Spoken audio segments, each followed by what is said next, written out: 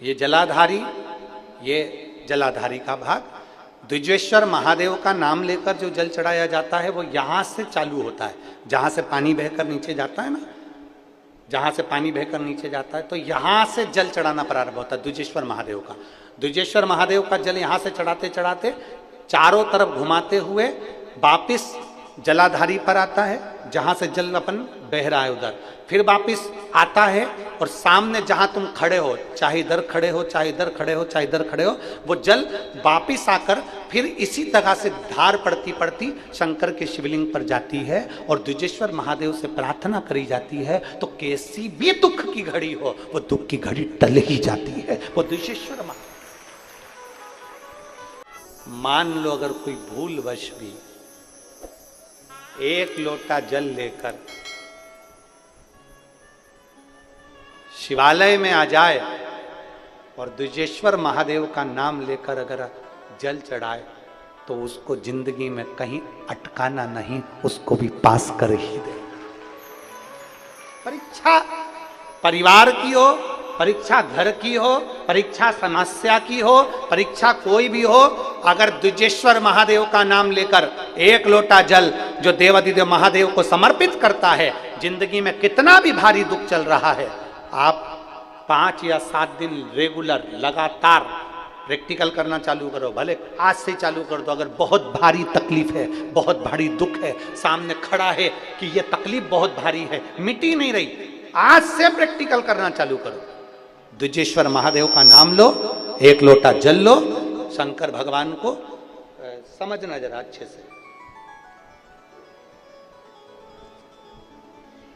जैसे ये शिवलिंग, ये जलाधारी, ये जलाधारी का भाग। द्विजेश्वर महादेव का नाम लेकर जो जल चढ़ाया जाता है वो यहाँ से चालू होता है, जहाँ से पानी बहकर नीचे जाता है ना, जहाँ से पानी बहकर नीचे जाता है तो यहाँ से जल चढ़ाना प्रारंभ होता है द्विजेश्वर महादेव का। द्विजेश्वर महादेव का जल यहाँ से चढ़ाते चढ़ाते चारों तरफ घुमाते हुए वापिस जलाधारी पर आता है, जहाँ से जल अपन बह रहा है उधर, फिर वापिस आता है और सामने जहाँ तुम खड़े हो, चाहे इधर खड़े हो, चाहे इधर खड़े हो, चाहे इधर खड़े हो, वो जल वापिस आकर फिर इसी तरह से धार पड़ती पड़ती शंकर के शिवलिंग पर जाती है और द्विजेश्वर महादेव से प्रार्थना करी जाती है तो कैसी भी दुख की घड़ी हो वो दुख की घड़ी टल ही जाती है। वो द्विजेश्वर महादेव। एक बार सभी लोग नाम का उच्चारण करेंगे, बोल द्विजेश्वर महादेव की। द्विजेश्वर महादेव के नाम का उच्चारण एक बार आप करिए, बोलो नाम द्विजेश्वर महादेव।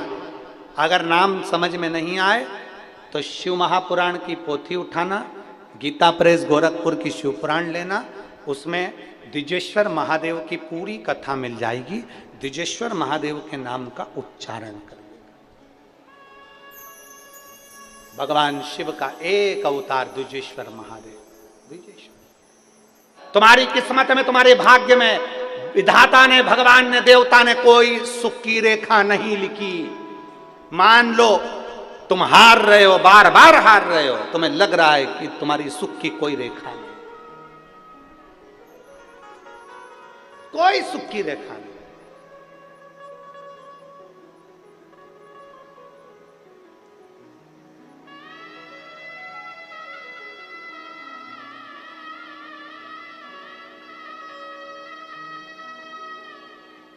और तुम्हारे जीवन में कोई अगर सुख की रेखा नहीं है, तुम हार गए। बहुत सारे लोग हैं ऐसे, नए नए बच्चे 10th का एग्जाम दिया, 12th का एग्जाम दिया, सीए का एग्जाम दिया, इंजीनियरिंग का एग्जाम दिया, डॉक्टरी की पढ़ाई कर रहे हैं, नहीं है, हार गए। नौकरी के लिए पूना चले गए, मुंबई चले गए, हार गए।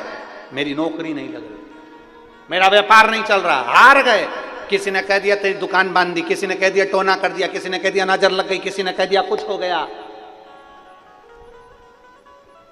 जब भूतों का नाथ, भूत अधिपति स्वयं मेरा महाकाल राजा तुम्हारे एक लोटा जल चढ़ाकर आते हो और पानी लाकर जब दुकान पर छींटते हो तो किसी के बाप में दम नहीं है कि तुम्हारी दुकान पर नजर लगा दे, क्योंकि भूत अधिपति महाकाल राजा वहां है। कौन नजर लगाए? किसकी हिम्मत, किसकी सामर्थ्यता?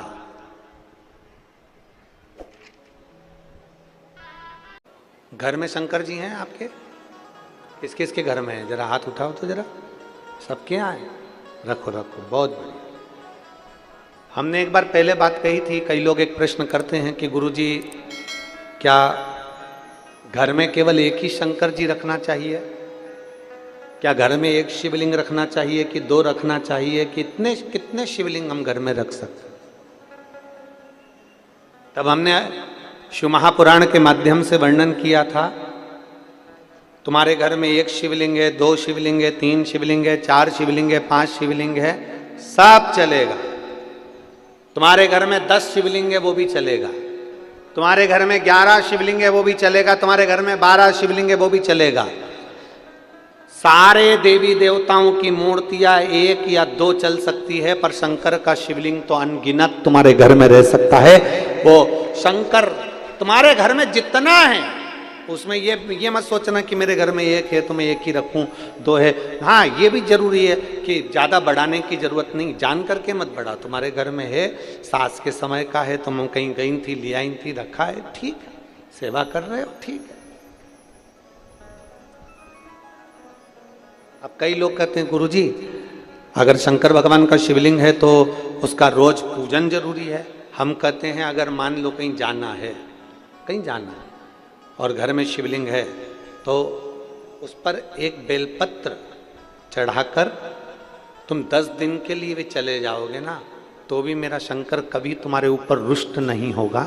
मेरा शिवजी कभी नहीं कहेगा कि तूने मेरे ऊपर जल नहीं चढ़ाया। वो प्रसन्न की प्रसन्न ही रहेगा, वो प्रसन्न की प्रसन्न ही रहेगा। उसकी प्रसन्नता कम नहीं होगी, वो प्रसन्नता का भाव उसके अंदर रहेगा। अब दुनिया के लोग कहते हैं कई बार कि शंकर जी गुस्सा कर देते हैं, अगर तुम ऐसा नहीं करोगे तो भगवान शंकर क्रोध कर देंगे। कई लोग कहते हैं तुमने पशुपति व्रत ऐसा कर दिया इसलिए शंकर जी ने क्रोध कर दिया। ना ना ना, तुमने क्रोध, शंकर भगवान अपने भक्त पर कभी क्रोध करते ही नहीं है। जैसे घर का दादा अपने पोते पर कभी क्रोध नहीं करता, थोड़ा बहुत अगर चिल्ला भी देगा ना तो बाद में उसको गोदी में बिठाकर अपनी जेब में से 5 रुपए निकाल के टॉफी का दे ही देता है, वो दे ही देता। एक बार दोनों हाथ उठाकर हर हर महादेव। दर्शकों, पूरी कथा सुनने के पहले आप इस छोटे से उपाय को शनिवार के दिन अवश्य करें। दर्शकों, शनिवार का दिन बहुत ही विशेष और खास होता है। जैसा कि आपको पूजनीय पंडित जो कथा चल रही है शिव महापुराण की कथा में आपको अचूक सा और नया उपाय बताए हैं। द्विजेश्वर महादेव का नाम लेके आप इस उपाय को करिएगा। इस उपाय को दर्शकों आपको किस तरह से करना है, तो जैसे जहां से पहले जल गिरता है उस स्थान से आप जल भगवान शंकर को चढ़ाना प्रारंभ करें शिवलिंग पे, और शिवलिंग के चारों तरफ आपको जल समर्पित करना है।